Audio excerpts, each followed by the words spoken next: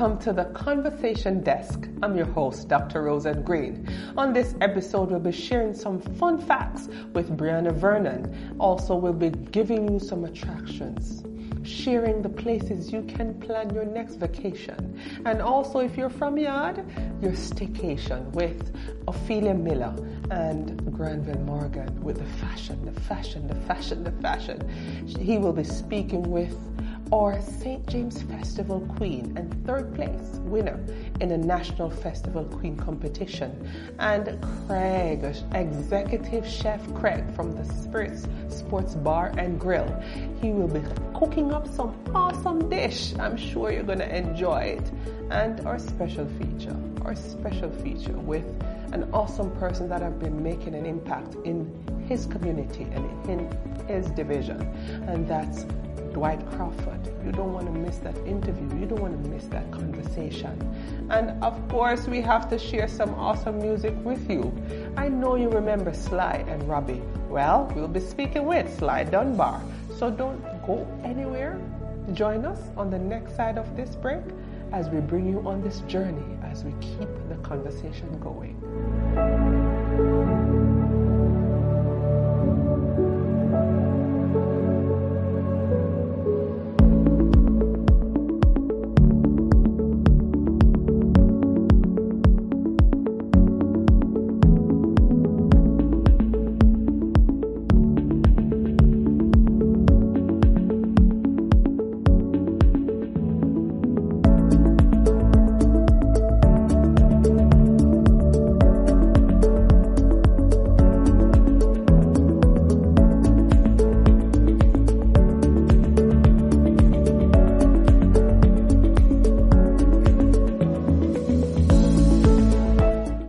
Welcome back to the Conversation Desk.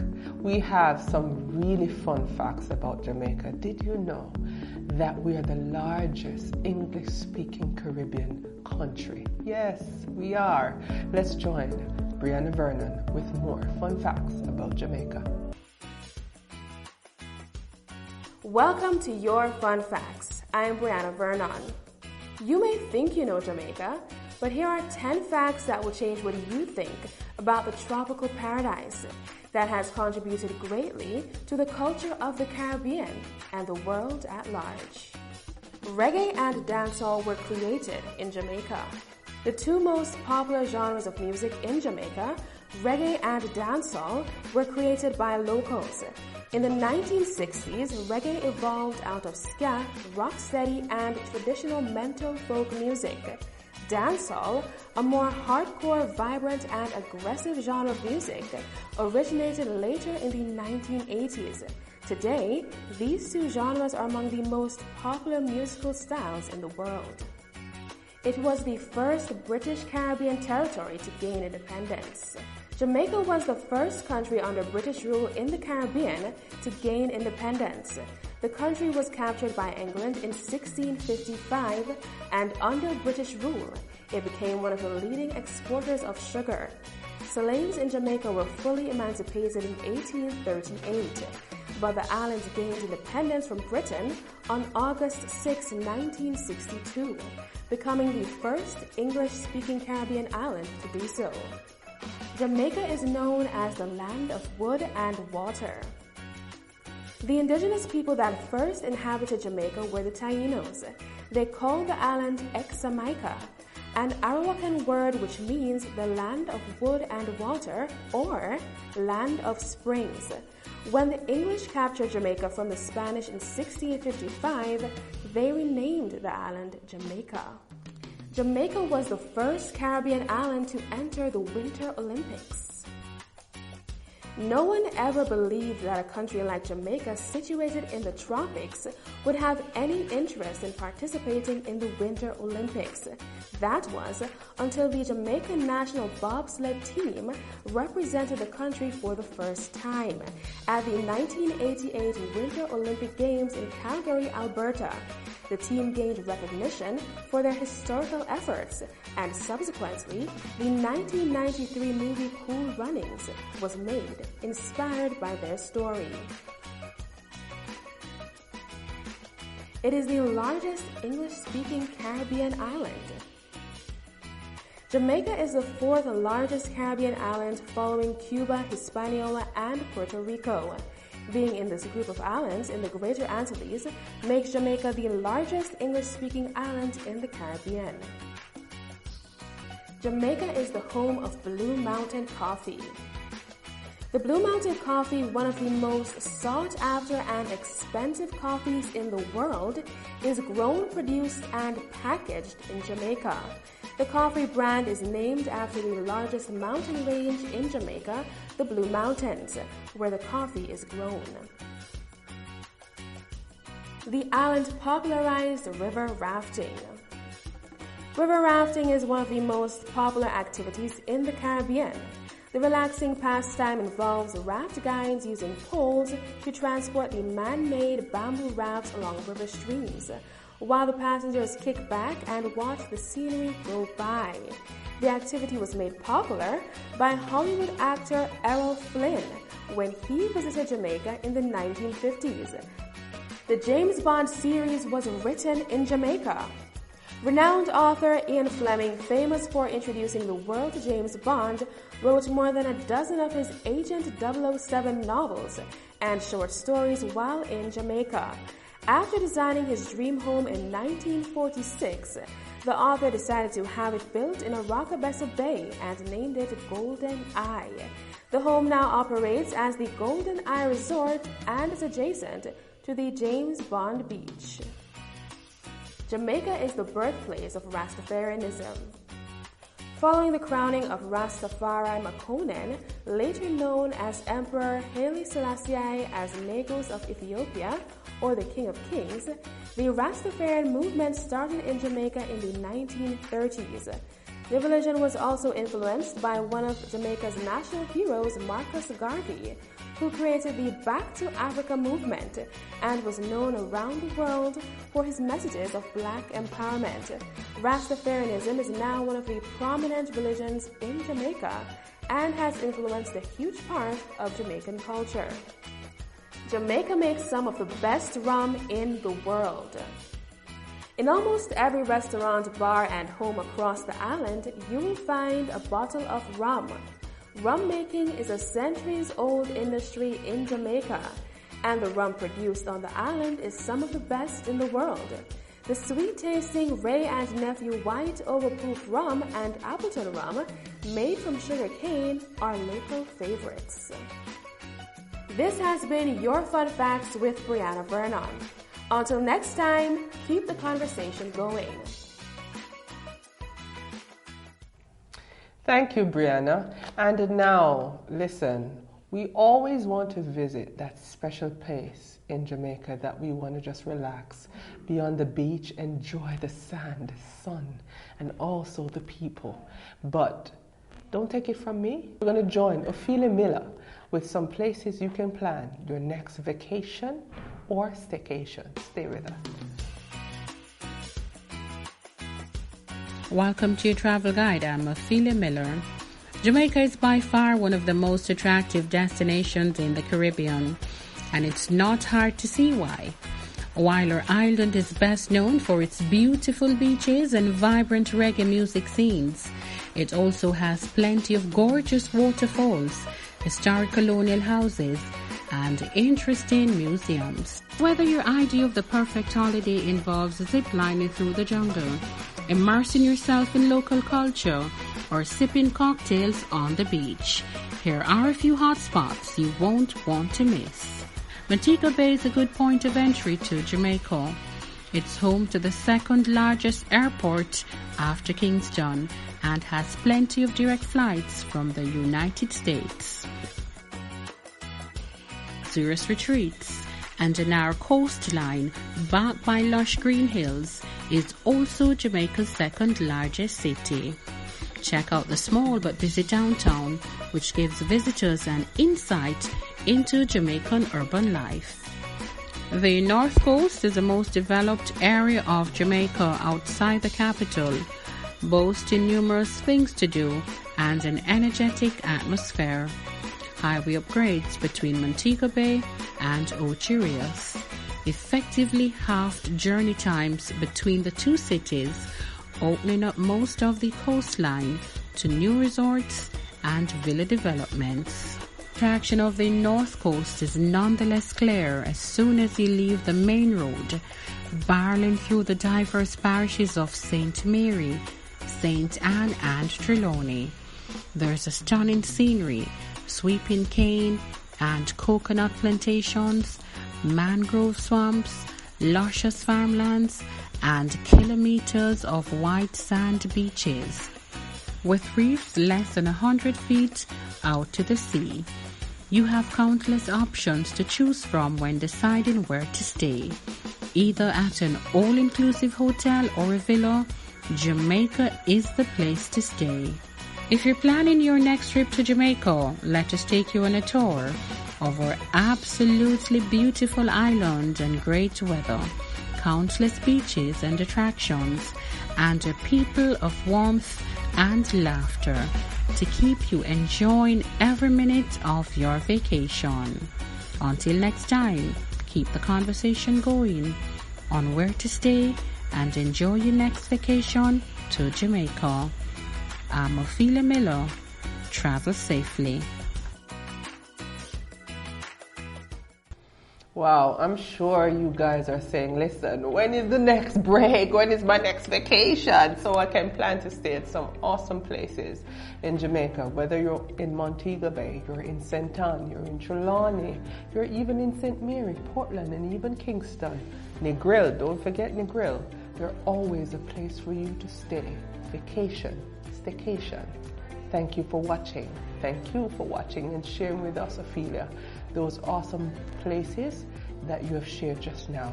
Now, you can't just come here and enjoy the beaches. You have to enjoy the food.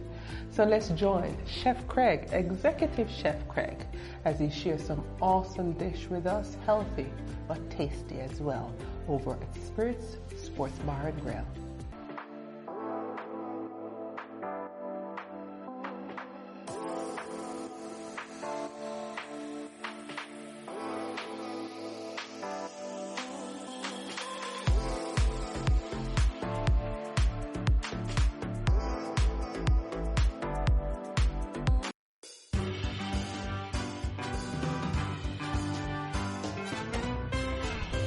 Hi, Chef Craig here with my assistant, Chef MJ. Welcome to Spirit of Moby. Okay, now guys, we are about to showcase a few of our menu items. As you can see here, I already have some stuff pre-prepped, and let me walk you through the process. Okay, so today we'll start off with our Spirits chopped salad. Alright, so right here I have some lettuce that was already washed and sanitized. You may ask, oh really, sanitized? Join us. We'll teach you how to sanitize your fruits and vegetables. Alright? So the lettuce has been washed and left to be drained.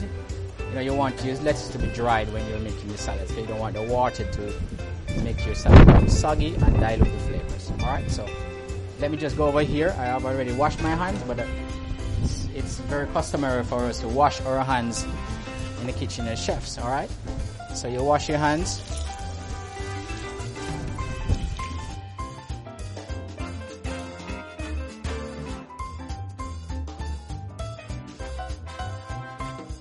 Okay, here we have some cherry tomatoes. Okay, just cut these in halves. We have our lettuce.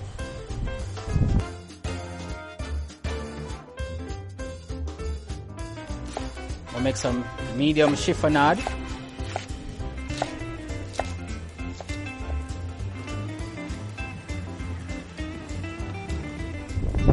Some crispy fried chicken.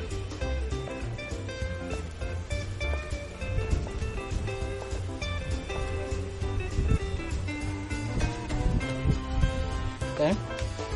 And then we're going to combine this with our mango vinaigrette, all right, with a hint of dark rum. We also have some shredded carrot and some mixed cheese. We're going to blend these ingredients together. Some carrots.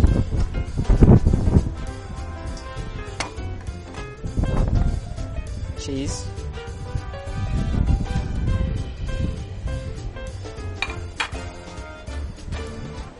Mango vinaigrette. And we toss this.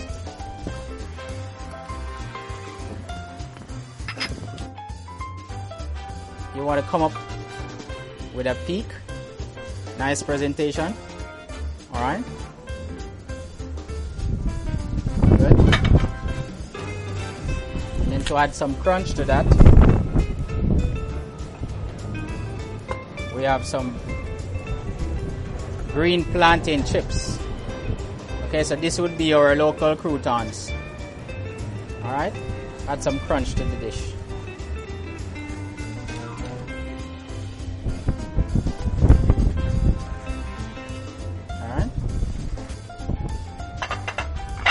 There you have it. Voila.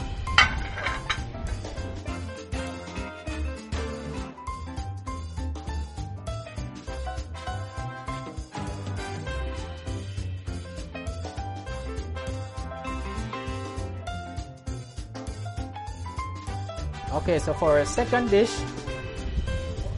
we'll be doing our famous corn pork rundown. And we're going to pair this with our pureed green bananas and chickpeas. Okay? Alright. So pure banana and chickpeas. Set that off all in the center.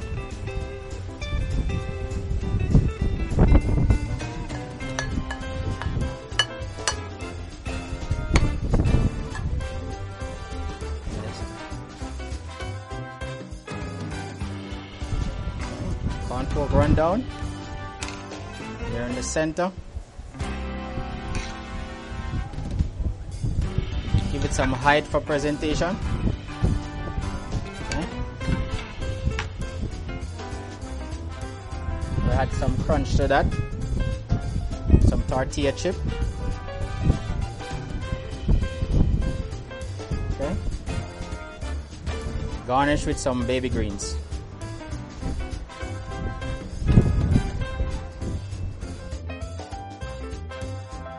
Have it. Or corn pork rundown.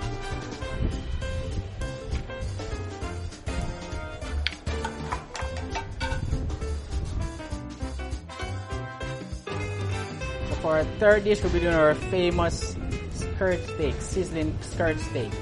Alright? So we have our hot sizzling platter here already prepared. Okay? Or grill marinated skirt steak. Alright. Some marinated vegetables with ginger. Okay.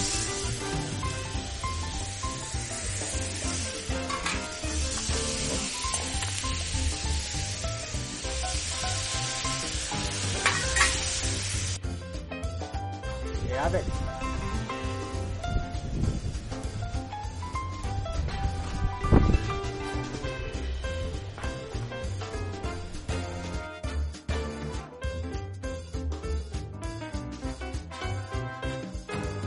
Welcome back. I know you enjoy that food. You know I'm dancing because listen, you can't come to Jamaica and don't enjoy the music. If you can't enjoy the music, you either don't love the Jamaica music or you're not from Jamaica. Yes, or beautiful sound of reggae.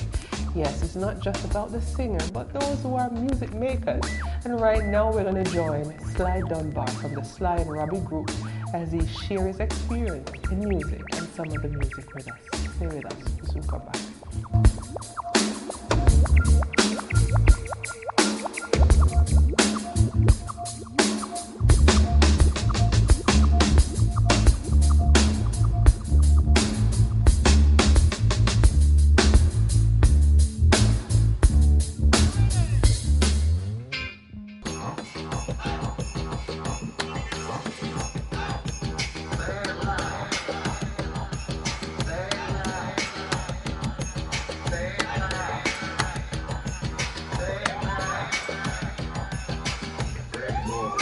Well, I think my mother, she's not a musician, but she loved the music. And, I have to thank, what I want to do first, I want to thank her, God, first, my mom. And I want to thank people like Lloyd Parks, Nancy Collins, all the musicians, all producers, all singers, all drummers who gave me the opportunity to play. So if they didn't give me the opportunity, I wouldn't be here talking to you right now. So I want to big up all these people. They're part of my life, all of these people. Fantastic. So the first song I played then was Night Doctor, which was produced by Nancy Collins. And it came out as The Upsetter at age 14. But on 15 now, Nancy Collins came back and said, want me to play in this record. And this record I told him would be $1 million seller, and that was Double Barrel. Double Barrel went to number 1 in England and went to number 22 on the American pop chart, 1970, 71.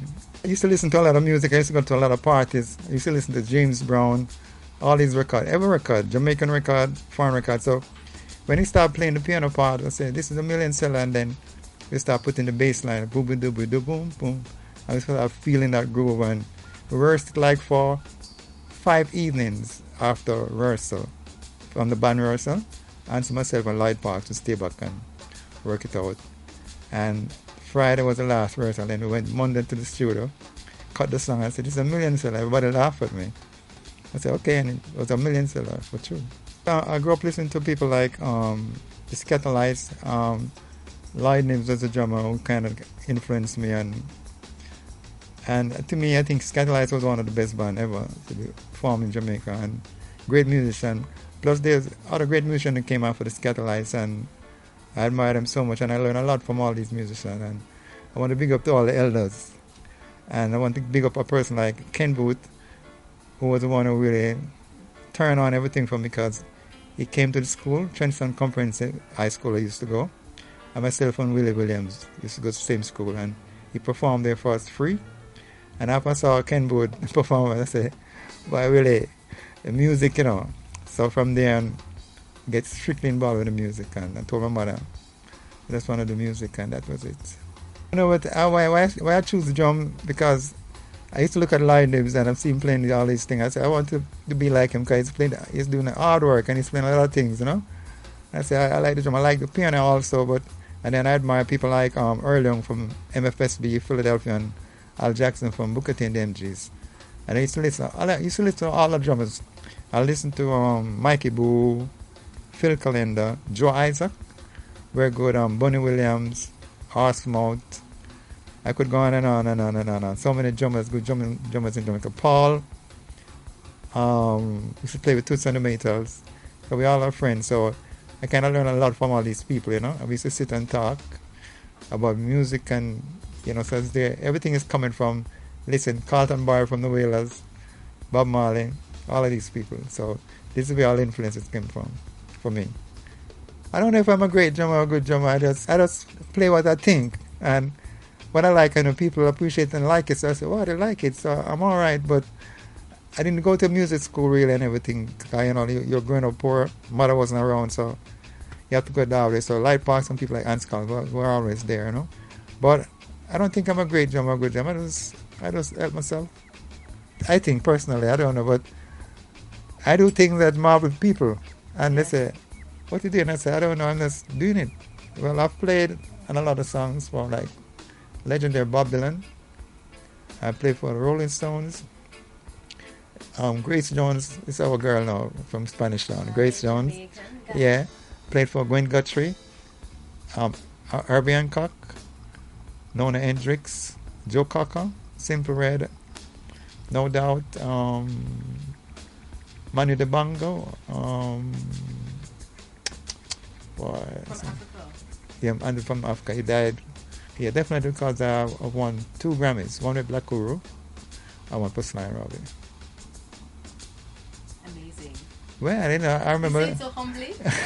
I used to look at this just like a gramophone thing all the time. I said, when will I ever get one of those things, When I look at it today, I say, wow, I can't believe it's here, Yeah, I wanted to big up a specialist, a good friend of mine, and he came to me and asked me, he told me that he has this guy, great singer, and he has this track, and he want me to come and do some drums. So I think we did like 10 drum tracks today from machine, and when I heard the song Cheerleader, I said, wow, this is a hit song. So I said, it's special. This is a hit song. So I was playing the pattern. So this is what I'm feeling.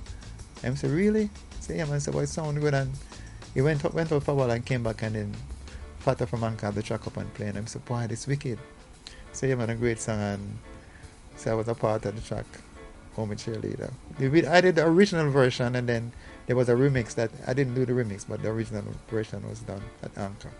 Well, I think my approach to creating is playing with other musicians, and I think they kind of give me the groundwork, another producer to play, you know. And I think so when they give me that ground, the freedom to play, then I play. But and that's why I want to thank all these musicians and producer, big up everyone, because I couldn't have done it by myself. So with the help of these musicians who gave me the pathway to play and didn't reject what I was doing, you know, kind of took me to where I am today. So I want to enough respect to all of these players, enough respect. Every time like we get together with musicians, it's always a great feeling to just sit and play with each other, you know, and because we know there's a magic going to happen somewhere along the line. So it's always up to me. It's always a pleasure to. I don't like, you know, like some people like today music, you know, very computerized and people sit by themselves and play. I don't like it that way. It's all right. I like to be among musicians playing and then trading ideas and everything. And at least that's how the hit tune will come along. But when you're by yourself, sometimes you think you have it. When you take it to the studio street, no, not working. So I like to play with a group of musicians inside the studio. I love live because that's something I can do live. I can't do the machine, but the machine help a bit because I didn't make the machine. The manufacturers made it, so and all these big groups were using it. So I said I have to get it to be in line, you know. Yes. But I have the machine. The machine is really good. It helps because I use it as a practice tool also. So I don't know if a lot of drummers kind of fight the machine and say they don't like the machine, but when the industry make it, so and it was there, so I just get it also. Funny thing, you know, I don't call myself a producer, you know, because first I'm just a musician, just like to make music.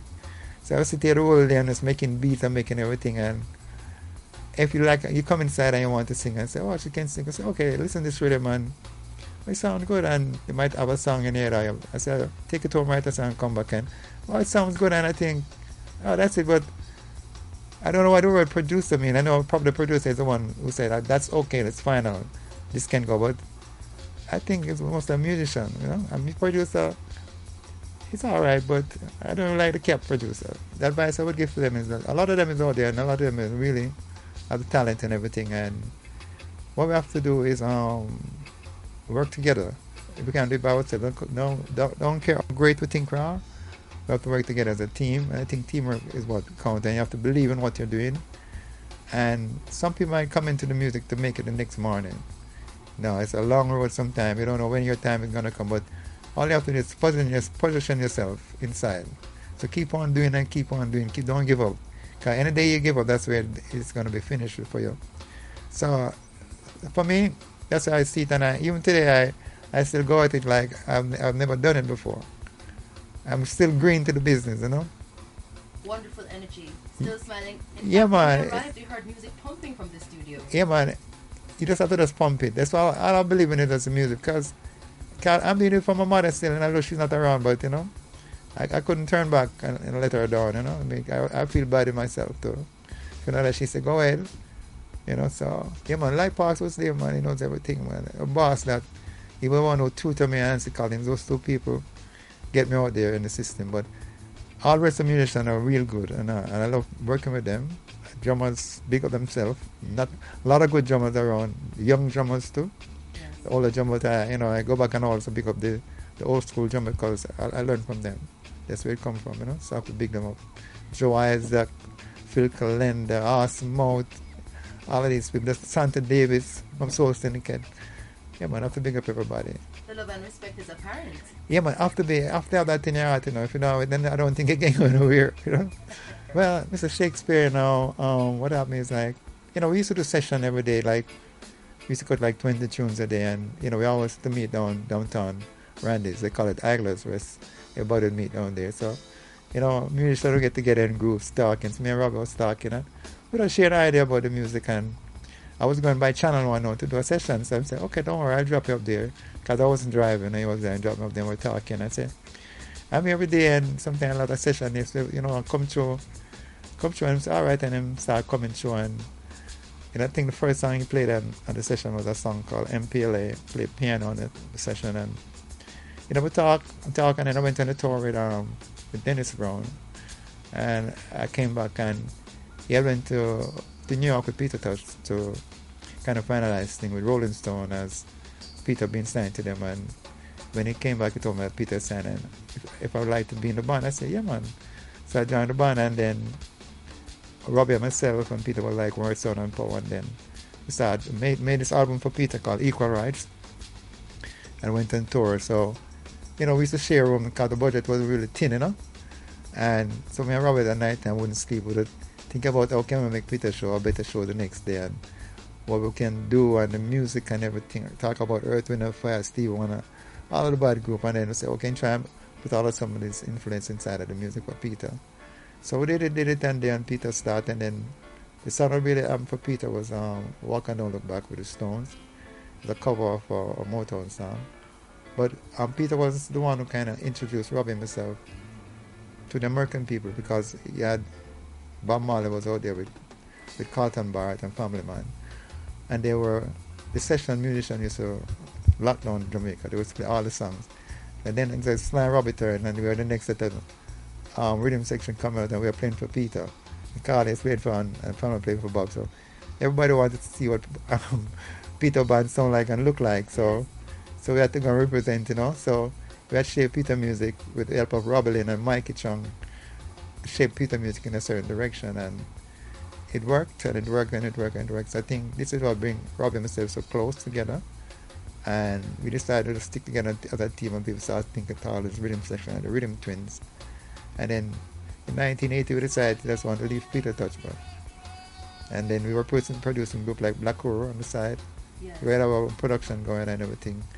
So we did a show with Black Horror by Ron Williams Center and over by the Fort Clarence. And Black Horror had like 4 songs that was in the chart at that time. Yes. And they opened for Peter, and they were all Tamlin on the show, Jimmy Riley and everything like that. So then get tight and we started seeing the music happening, just like how we had dreamed about it. But we still didn't get there yet at that time, so we had more work to do. Sly Robbie, we have, and they produced a lot of, producer. Yes. Produced a lot of groups, like we produced No Doubt, who won the first Grammy from the 2 songs that we produced at them, and we produced Simple Red, and we have worked on the Bob Dylan album together, Yes. the Rolling Stone project together. Because they always use Robbie and myself as a team, the rhythm section. I remember we were in Nassau and we got this call that Bob Dylan wanted us to come and play his album. And me and Robbie were frightened and said, Bob Dylan wanted us to come and play? We can't believe that.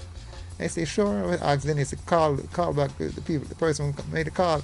I said, yes, this is serious. So we flew up to New York and met Bob and started cutting and everything, and he loved everything. And I kind of asked him why he said for us, because there's so much great musician in America. Yes. I said, looking at Jamaica and said, listen to the Grace Jones album, and he loved everything, and it's something he just wants us to play. He said, I look at the people every day, and I could look at you walking and just make a rhythm, just like how you look. And we were talking about something today, and I will go and think about it, and just make some kind of music pertaining to it, like movies. You just make a music to fit certain things. To me, I love being around people, Yes. and the people have its energy, so I kind of absorb the energy. So it's nice to be by yourself sometimes, but I like to be around people because you just pick up a lot of vibes. So I'm kind of love that in life, and I don't talk too much, and I always look on the bright side of things all the time. I always think positive. You let your music do the talking. Yeah, and I use my mind a lot. I think a lot. I don't worry, but I think a lot. I always think of the next move. Like, for example, I played a song today and say that's finished. Next. So I don't wait until I take it for granted. Say, I wait until next year. No, tomorrow. Start a new thing. That's amazing. Yeah. Mr. Dunbar, it's been a great pleasure. Yeah, man. Thank you for taking the time out. And I say I want to big up all the musicians, all the singers, all the producers, because I couldn't have done it without them. Where I am today, I wouldn't be here today. If the producer weren't there, musicians weren't there, singers weren't there, I wouldn't be here today. So I want to big them up. Oh, fantastic. And I can't let you go without you telling us what's the secret of staying so young. Well, the secret is just being around young people because I love being around people. So we sit here sometimes, we talk and we laugh and make fun of them. We start making the music and everybody will talk and I'm programming something on the machine and I might say, that wicked in a sly and say, really? Yeah. I was still talking and laughing and giving jokes. So it's like freedom.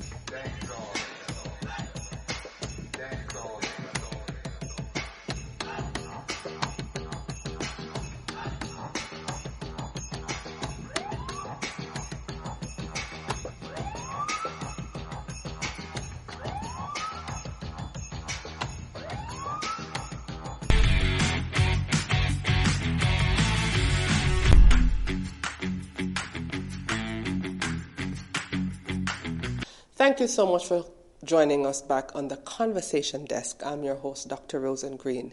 And today, joining me is Dwight Crawford, counselor for the Spring Garden Division in St. James, and also Civic and Community Affairs Chairperson in the St. James Municipal Corporation. Welcome. And thank you for joining the conversation. Thanks for having me. You have been an influencer for many years. You are helping persons to regain sustainability and bettering their lives. But before we go to the man, Mr. Crawford, take us back to your childhood. Well, I was born in Manchester. Okay. I was born in Mandeville. I went to Bel Air High and Knox, and so I'm a if you notice my cool complexion, I'm from the cool hills of Mandeville. Right. Always interested in leadership, and I always seem to find a way to get to the head of it all because it's just, I guess it's just in the DNA. I always took an interest in leadership, not in politics per se, but in trying to direct the way and the course of how things, were being guided. It was an interesting childhood because, of course, I grew with my mom and my dad were both married. But Mandeville was an interesting place where you would find the schools I went to, where I started from, was Bel Air and Knox in that area. And because of how they were located, Bel Air was expats, a lot of expats. So there's a dynamic mixture of individuals to deal with from all different cultures. And then going to Knox, being positioned directly between, I think it is 4 parishes. Right. St. Anne, Clarendon, Trelawney, and Manchester. Yes. You would meet people who would tell you, you coming from Mandeville, and they'll tell you, oh, I'm from Moko, or I'm from Ulster Spring, or I'm from, it was a melting pot, a very interesting melting pot. And I think that being cultured from so early in that way helped me to be able to interact with people at all levels. Wow. So interestingly, where I am now, where I have a division that interestingly has is such a dynamic, it helped me for this position. Right. I think God sometimes knows where He places us and He kind of starts setting us up from early. So, Definitely. And in terms of the inspiration, because being that you're from a parish of different background, persons of different backgrounds. Sometimes the good thing about moving from one place to the next is you import good ideas into places that, because if we maintain the cultures that exist natively to the places, we'll never get the introduction of new ideas. And I would refer to as a breath of fresh air. So I think I've introduced quite a few things here that are from where I'm from. Right. Although I'm now naturalized, I think that I brought some injection of newness of thinking and a number of other things to the city. Oh, you became the counselor of Spring Garden. How did that happen? All right, so I was never interested. Well, if you look in my yearbook, they would always say most likely to become a politician, most likely to become a politician. But of course, I never believed that while we must be ambitious, I do believe that sometimes you must listen to the people. Right. Because if you are a representative, you're applying for a job. I applied for a job. I was hired, so now I am now the representative of the people who pay me to do a job. Yes. Which is, I think some of us get lost in the fact that we're wearing the suit and we have the titles. We fail to realize that we work for the people. Right. So when the man that is smoking his cigarette and drinking his rum says, "Counselor, I must go to him and hear what he needs me to do because I am representing him." Right. It's been interesting. Right. It's an honor for me to represent the division that I do represent.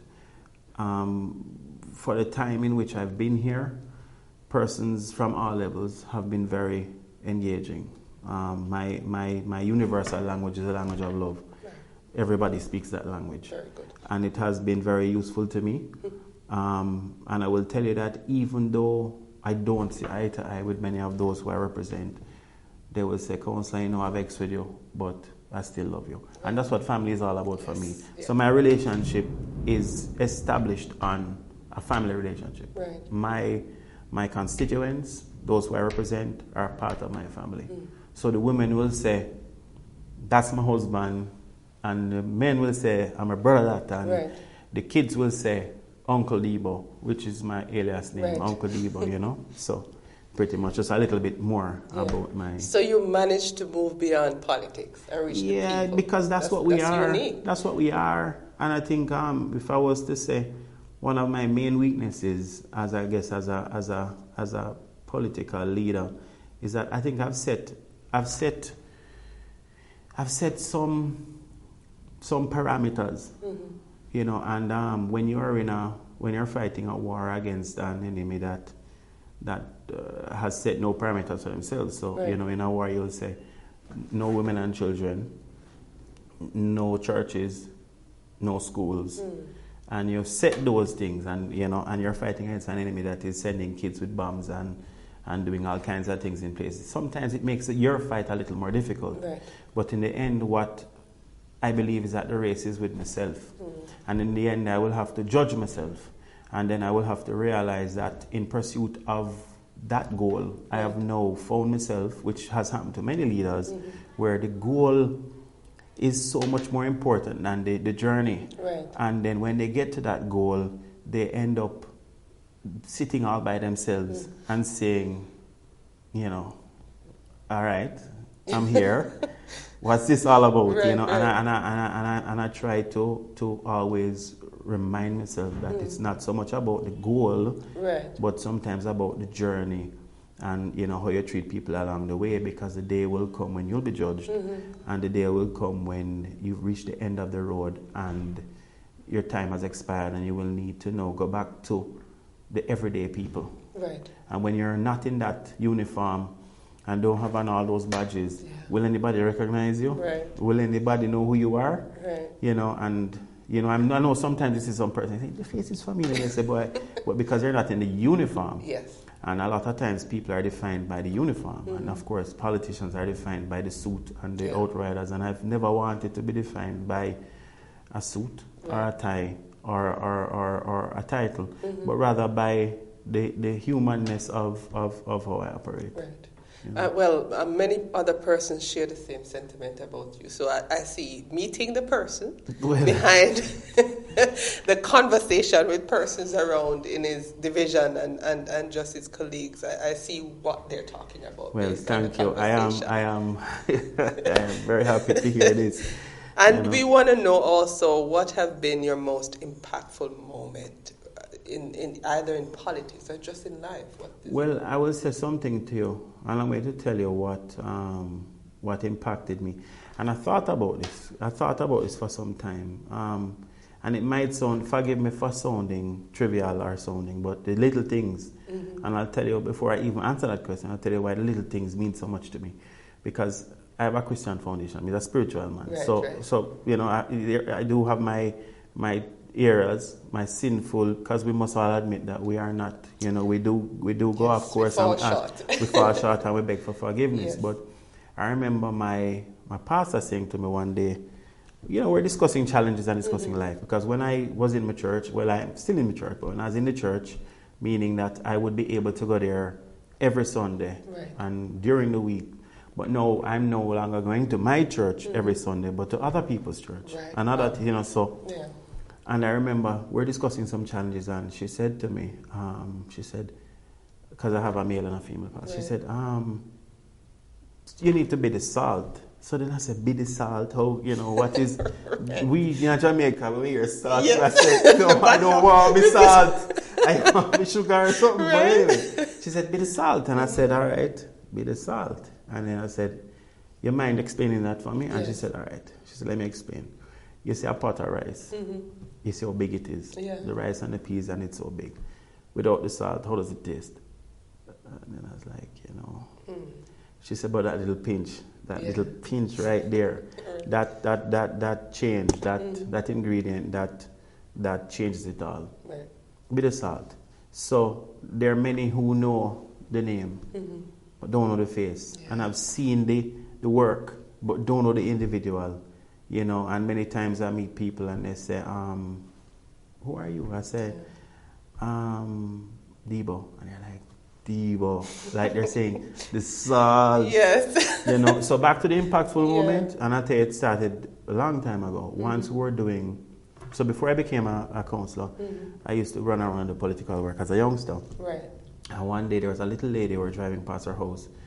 And we had some 45-gallon drums, and we stopped the van, and I said, Mama, what about a drum for you, and we're giving them away as garbage drums, but it's not like a community.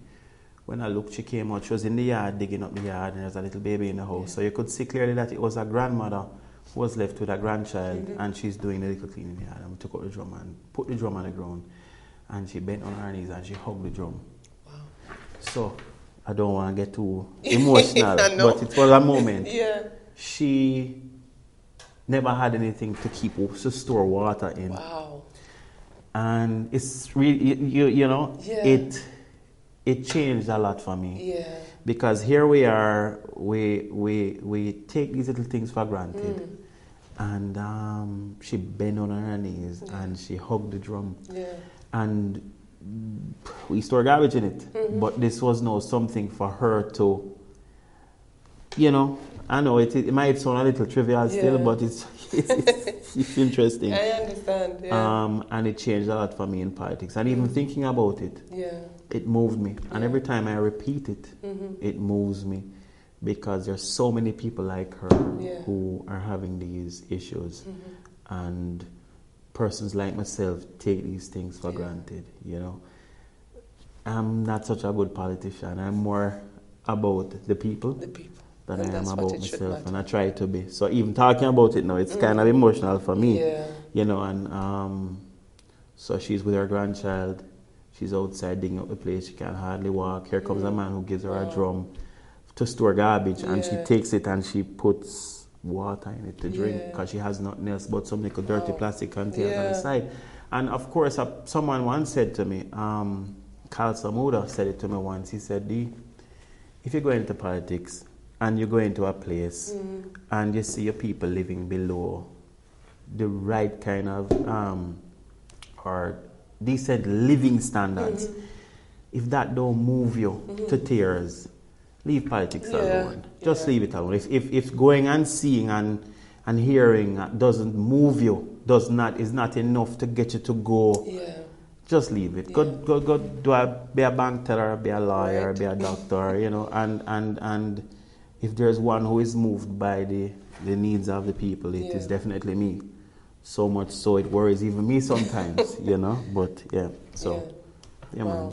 Outside, representing your people for so many years and being a counselor, do you think you have fully accomplished what you set out to do? And if not, what are those other things that you're looking forward to accomplish? All right, well, first of all, as it's obvious, I'm a black man. I'm a black man, so I think one of the things that I have been trying to accomplish that I think that we still have a far way to go is that I'm trying to use myself as an example to those. And I know the answer you're expecting is for me to tell you that I am now going to go through the matrix and no. If I am unable to inspire more others like myself to take on this role and realize their potential and their ability to effect change. We talk about change and we talk about ideas as though it is something in the sky, and but I read a book once that said spears and arrows will kill some and whatever, but a good, well thought out plan will kill even the unborn child. So we need to understand the importance of planning and leadership. And I'm trying to get, and my goal is to inspire many more into understanding that, look, I don't come with frills, I don't come with a lot of excitement, but I'm very powerful. And I will say to you that I'm not only empowered by my position as a counselor, or empowered by the connections that I have, but empowered by the journey that I've taken and the level of priority that God has placed in ensuring that that mandate is fulfilled. Right. But as leaders, if we're unable to inspire others to take their part, their rightful place in assisting in this journey, it just won't happen. Yeah. We have to get people to understand the part that they have to play in this fight, whether it's crime, healthcare, whatever, until we get our persons to understand that if each one of us takes one step forward, we'll be so many steps further. Right. That's what my mandate is. As a black man, I think I'm a good example of a black man. Yes. and someone who has and continues to try to elevate himself. Not so much for myself, because if I was about myself, I wouldn't go into politics. Right. If you're about yourself and you go into politics, you're going to either end up in prison or disappointed. Say that again. Good, good, because the money not in there. Right. So I do have a life outside and business outside of politics, but my mandate is a mandate of inspiration. You know, so I will use myself as an example, not to parade myself or praise myself, but rather to have someone look on and say, I remember him, you know. Yeah. I remember him, you know, and I know him too. And he's such a nice guy. Yeah. He's so easy to talk to, but yet he has such strength and he has such a great ability to move things. Yeah.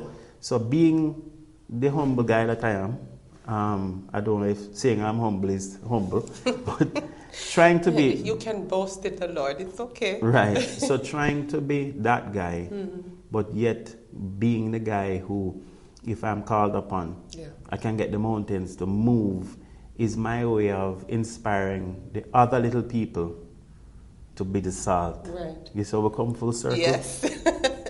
You know, it takes some time because unfortunately, I think the program that has been downloaded from before my time has mentally enslaved us into believing that rather than praising and celebrating the achievements of one another, we despise it. Exactly. It's crazy, and it's something that I fight with, you know.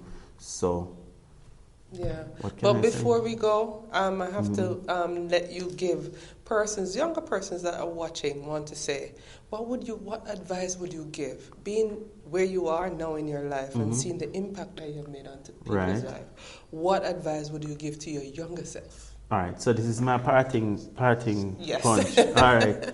Well, what I would say is, first of all, we need you. So I am in my 40s now, early 40s. Right. We need you. I know the younger ones look to us, you know, and forget about me. Yeah. What gives me, as an older person, a feeling of hope is when I see bright young people who are willing to speak their minds and be frank about what they believe in, and be critical thinkers as well, and also to understand that we need you, and needing you is not about good ideas. Needing you is about stepping forward as a leader that has the conviction to get it done. The problem that we have in today's society is that we have ideas. What differentiated Sam Sharp and Marcus Garvey and all those guys from the rest, you know, the idea of slaves going free was never Sam Sharp's idea anyway. How will people have that idea before? But what Sam Sharp had was a conviction. Yes. So if you want to be a real modern day hero or a real modern day man or woman, the conviction is where we're missing out. There are ideas. I have adopted some ideas, and my successes in politics have been through going through the archives, looking at some of what has already been researched, and applying them. The application of it, the conviction to get it done is where we're lacking. So for the younger folk, if you want to be a modern day hero, the conviction is where I think the main ingredient is to go out there and put the rubber to the road and show others. Be a pilot and say, see there, because ideas are in abundance. Yes. But It the sure application of it is where we're lacking. So I think that is what I would. Marvelous. That's a good way to end the conversation. Yeah, man. Mr. Crawford, it's a pleasure having you joining the conversation. The today. pleasure was mine. Thank you so much. We really appreciate it, and I'm sure my viewers appreciate it here and abroad who will be watching, just to learn, because a lot of times we don't know the person behind the title. Yes. It's really a pleasure today to bring you on to learn and know about the person behind the title. So thank you very much. Yes. And on the other side of this break, we'll be joining Granville with fashion. He'll show us some fashion. We'll be right back.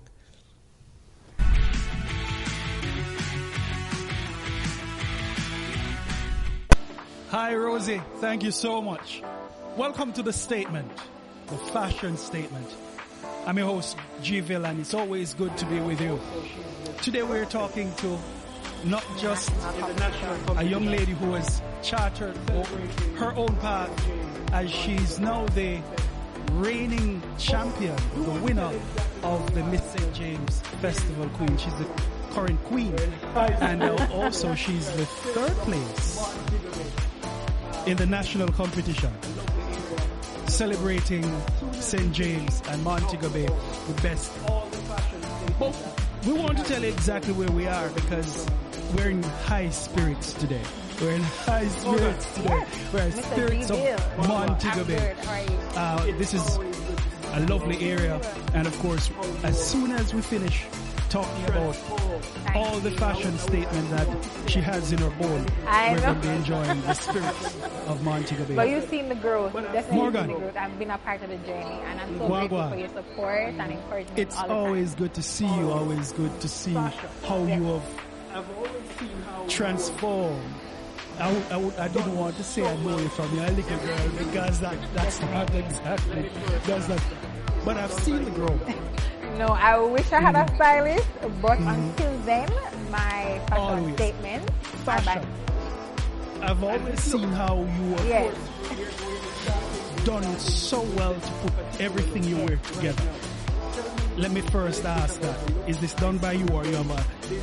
Yes, and it's colorful. So this is business. So as you know well, I'm an attorney in waiting, so I haven't been called to the bar yet. And this but look, I'm in the process of being of called to course, the bar. we're starting with this particular look but for right me, now. I Tell consider me myself a a little bit non-conventional about the look. attorney, so I I see try you're to going always try to add a little business. bit of color to things. Tell me a little bit. Not the regular black and white. If I'm not going to court, I mean, why not add some color?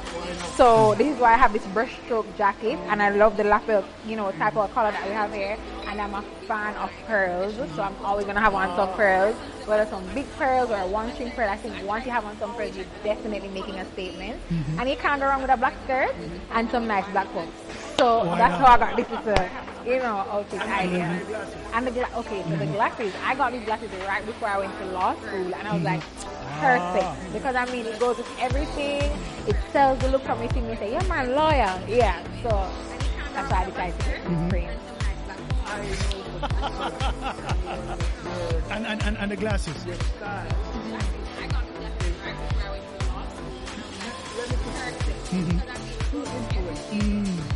I would say my late aunt. She died in 2015, December 4th, Donna Mirror, but she's always been stylish. She always sells clothes, and just growing up and seeing the way she puts herself together, very classy, not too much, not too little, always on point. I think having growing up and seeing her and the way she is, I think that's where my style influence comes from.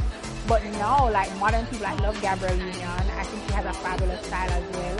I also love Lisa Hanna. She doesn't always, even when she comes to a professional, she still have a little chill vibe to her. So I love that kind of energy. And I also love Miss Kitty, because she too is a Cadine Hilton, is also an attorney, but she also ensures that she always puts her personal flavor onto anything. So I think I kind of have an amalgamation of everybody, who I've just named. I'm just trying to see how I can, make Morgan style, I like it. Morgan style. Yeah. Morgan style. Put your own stuff on it.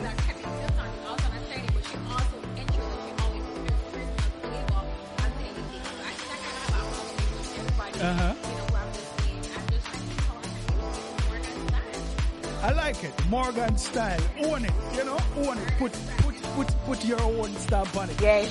Now, we're going to be going through some pieces. Yes. So this is your first. This is my first, so this is my business, you know, and not at court day, because, you know, for court we have to wear black and white, but just probably an office day, probably a little business function, you know, and it can also be dressed down, because if I change with a pair of flats and nice flats, it can be a business casual kind of outfit, pick out the pearls for a more, you know, simpler necklace, it may look a little less so business formal, but more business casual. So, you know, you have to think like that, because you never know what the day may bring, right? Absolutely, and you're always prepared, always and ready. Prepared and ready. All right. So, I want you to tell me a little bit about your experience with the festival Queen competition, and how is it that your fashion influence may have helped you in that process? My experience in the Festival Queen competition, I wouldn't trade it for anything. I think it was necessary for a part of my growth process, and I think in this transitionary period of my life where, you know, I'm transitioning to my career, my profession, I think it was so important that I was a part of it, and I'm so grateful, especially for my parish office, my parish manager, Miss Blake. I love her so much. And even the national competition, I really enjoyed that part of it. In terms of my fashion and my influence on the competition, I thought it really assisted me, because, I mean, when we went out on our different courtesy calls, I was dressed, Jamaica doesn't dress to put foot. I was dressed, you know, for a different series and a different event. So I think it really assisted me through the competition. It made you feel, when you dress well, you feel so confident. I mean, once you know you look good, there's absolutely nobody who can come and tell you today. You know, not going to feel that day. So I felt like when I dressed well on my courtesy visits, I was able to step out and feel confident, and that gave me a boost, and I guess that confidence was able to place me as second runner-up in the competition. So, okay. Yeah. Wonderful. You mentioned something very, very important. Fashion confidence. Definitely. A lot of persons, as it is right now with the pandemic, and, you know, mental health is critical right now. A lot of persons are being, you know, open to it, because mental health is something that was never spoken about. So, and I mean, we still struggle with it. And we're still struggling with it. How is it that fashion, in your opinion, can help to, you know, make one feel better about themselves, and as a result help where mental health is concerned? So like I just said, when you put on a good outfit, you feel so confident, and I mean, nobody can tell you any different. And I've even seen recently, one of my colleagues, she posted that when she's having a down day, she has this one dress in her closet that she always puts on to make her feel better. And that's the kind of influence or impact that dressing well has on you. So in terms of mental health, I always think that once you feel like you can go put on a good outfit, brush up your hair, do up your little face, nothing too big, but whatever will make you feel better, naturally you start to feel better throughout that day. So for me, I have an outfit that I know that whenever I'm down, I'm going to put it on as well. You know, when I step out, nobody can talk to me. And I know that even though we've been quarantined and our events have been set back, I think what we need to do is still use the opportunity to dress up. So if I'm going to the supermarket, I'm still putting on some good clothes. Who cares? Because I want to feel better about myself, and I'm going to dress well and feel better about myself. So whoever no business that, then business that, you know? So yeah, I definitely think dressing well helps mental health. Business that, not her business. Yeah, dressing well helps, and I think I can attest to that. You know, just by everything I wear is Pablo Calero. Big up yourself, Pablo Calero. And when I put on a piece of Pablo Calero, I feel good. Yeah. And it doesn't matter. Listen, I have skinny legs, right? And I was afraid of them for many, many years. Wow. And I never wore shorts. And Pablo make one shorts amazing. And that was it. And that was it. Yes. No more, more, everything short. I have no problem with my skinny legs anymore. Yeah. In fact, I love them like no. And that is what clothes do did for you, me. And I think it's also so important, like you mentioned, Pablo, it's so important to know your style and find a good, good designer, somebody who can really dress you well. Yeah. Because if you're not wearing something that you're not going to feel good, you're going to be uncomfortable, fixing up yourself, out of place. So I think it's really important that you always know what fits you, what fits you well, and what works for you, so you can work it. Because the clothes don't wear you, you wear the clothes. You said it right, and it's a beautiful segue. I know we have nowhere to go. Pretty much. Yeah. Pretty much nowhere to go. So, I mean, you can create your own little party, your own little enjoyment in your home. So you're saying dressing up and feeling good about yourself.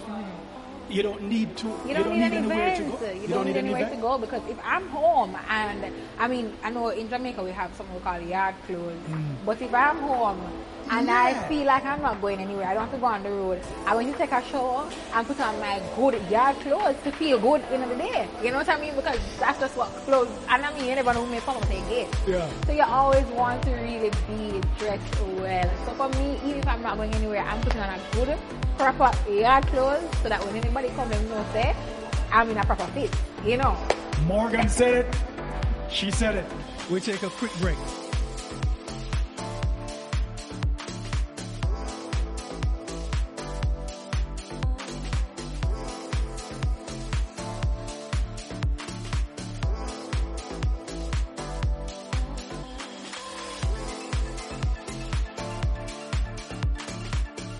It's sad for me to say bye, but I have to say this is the complete show. This is the end of the show. I want to thank all my co-hosts, Granville, Brianna and Ophelia, for sharing all those awesome experiences, and also Sly Dunbar. And also I want to thank Spirits Bar and Grill out there in Iron Shore, Lot 11. Please, if you wanna have that nice delicious food, yes, that's a place you can visit when you're in Jamaica or you're on this side of the island. We're going to share the information where you can book your reservation so you can enjoy the music while eating in a beautiful beachfront restaurant. Thank you so much to all my guests. Thank you also to Dwight Crawford, yes, counselor for the Spring Garden Division. Thank you so much for joining me. I'm still dancing because I'm still enjoying the music. Thank you. This has been an awesome experience. I'm your host, Dr. Rosen Green. Next time, keep the conversation going and join us on the next conversation desk.